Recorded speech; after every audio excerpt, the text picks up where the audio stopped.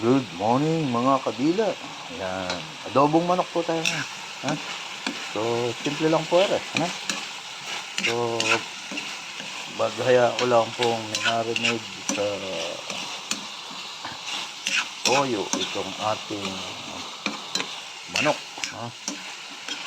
Tapos po, naghiwa lang ako ng sibuyas at bawang. Paano po ginawa? Kunting mantika. So, sa ngayon po ay sinasangkot sa ko pa lang ito, no? So, minarinade ko na po ito. Pagkatapos, inihiwalay ko yung sabaw, no? So, mamaya ko po yun ibubuhos dito pagka medyo luto na itong manok, no? So, nasangkot ako na ng yes, no? Yan po ang kailangan.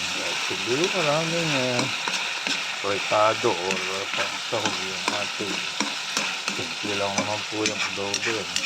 Suka po, yula lang po yun. Tapos gigisa muna natin itong manok, no? Pagkatapos nito medyo mapula-pula na at mukhang delicious na siya.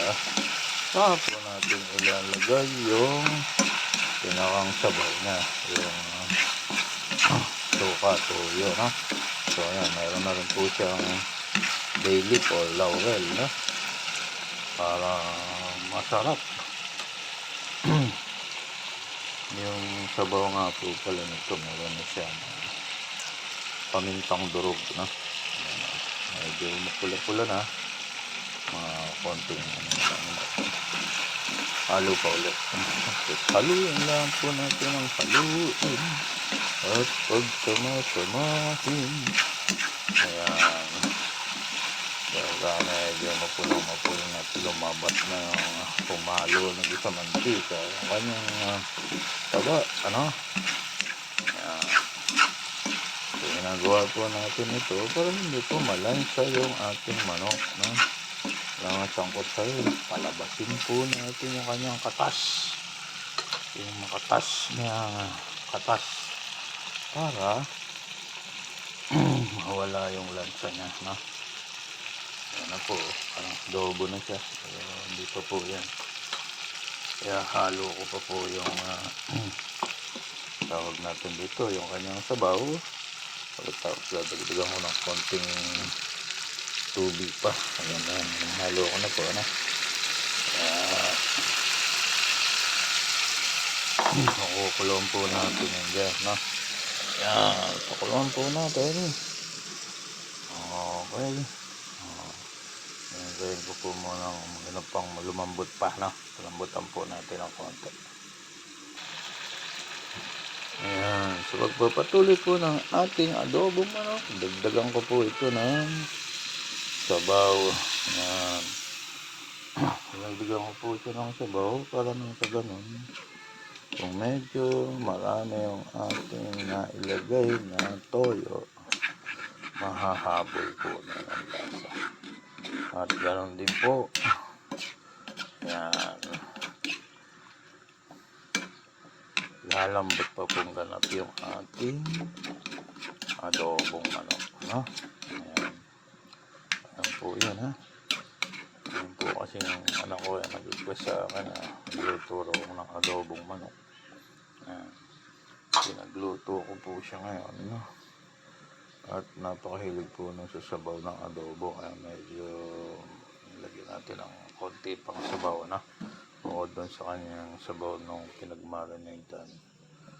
So yan mga kadila, ano? Pagkatapos po nito, luto na po ito, no?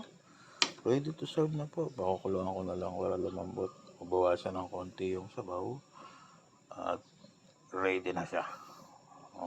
Okay. Pakukulungan ko po muna siya ng mga 5 minutes. Ayan mga kadila,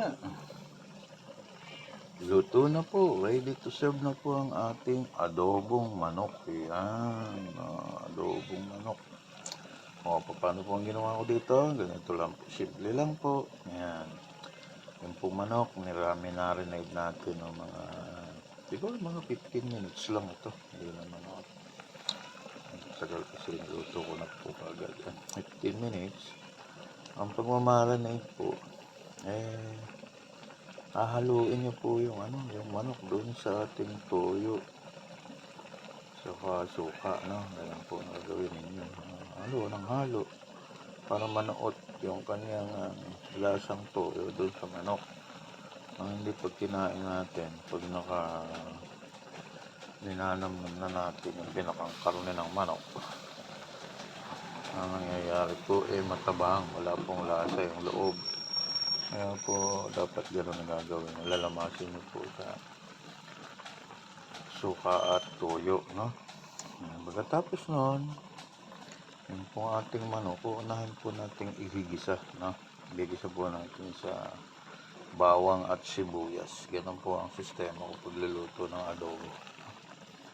So pagkatapos noon, sasangkotsahin po natin yung ating manok sa ating sibuyas, bawang. Ganun po ang gagawin ninyo. Sangkotsa ng sangkotsa yan, hanggang sa pumula, no? Pagka magpula na siya, parang pakiramdam niya half fried na siya, no? Half fried na siya. So ibig sabihin, yun na. So isasama niya na po yung sabaw, yung tuka, tuyo na pinagbabaran nitong manok. Isama niya na yan. So ngayon, tatakpan niyo po yung kawali, pakukulaan muna ng mga 2 to 3 minutes. Then afterward, mag-aanit po tayo, pagka medyo mahilig sa sabaw yung kasi masarap din po yung sabaw ng ng adobo pagka maganda yung pagkakaluto, so tamang-tama yung timpla.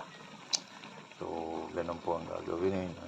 So dadagdagan ko siya ng tubig, siguro mga 1/2 cup ng tubig or more, no? Depende sa desired ninyo, yung sabaw na kailangan. Iba po kasi pag nag-aadobo, halos tuyot na siya, no? Ganun, ito sa akin, medyo may sabaw po ito. As per request po ng aking Ayan. So, ito na po yung ating output ng ating adobong manok. Ayan. So, ready to serve na po siya. Papatayin ko na po, no? Patayin ko na po yung ating stove. Ayan. So, ready to eat na po kayo. Kung gusto nyo, kain tayo, no? Kapampangan, mangan. Mangan tamo, no? Sa Bicol naman, magkarao na ta. Yan, sa Bisaya, kao na diri. Tama ba yung sinasabi ko? Baka magalit yung mga kababayan natin. Baka mali yung sabi ko. Ayan na po. Okay, so mga kadila, bye-bye muna. No? So, this is a simple cooking of adobong manok. No? So, ayan po yan. Ayos na siya. Ready to serve na siya. At magandang umaga po ng Sabado sa inyong lahat. So, maya po magre-relax na tayo dahil weekend po ngayon. Kalimutan mo na ang trabaho. So, kaya mamaya mamamasyal naman ako pagkatapos ko magluto, pagkatapos kumain. So, bye-bye. See you mga kadila. Paki-like and subscribe naman ang aking Kadila channel, sa YouTube. Meron po tayo yan, no? Sa Facebook po, pinopost ko rin siya para magbigay ng konting kaalaman sa mga simpleng paglulutong ganito. Hindi po napakahirap, no? Mas mainam po itong tinatawag nating lutong bahay, lalo na po itong aking niluto. Wala po itong sangkap na chemicals, no? So, organic cooking po ito. Simple lang. Yan po lang ang sawag nito. Bawang sibuyas, suka, toyo, konting paminta, saka bay leaf o tinatawag nating laurel, So, yan po ay napaka-healthy. So, maiwasan po natin ang pagkakasakit kapag ang ating pagkain ay healthy. So, it's delicious. Natikman ko na po kanina. Kung nandito lang po kayo, patitikmin ko kayo nito. Simple lang po. Ayan. At natitiyak ko malambot po ito dahil sa matagal ko sinangkot sa ito. No? So, bye-bye mga kadila. Kumain po tayo ng mga healthy pagkain nang sa ganun ay humaba ang ating buhay. This is your amazing kadila. Amazing taste kadila. Bye-bye.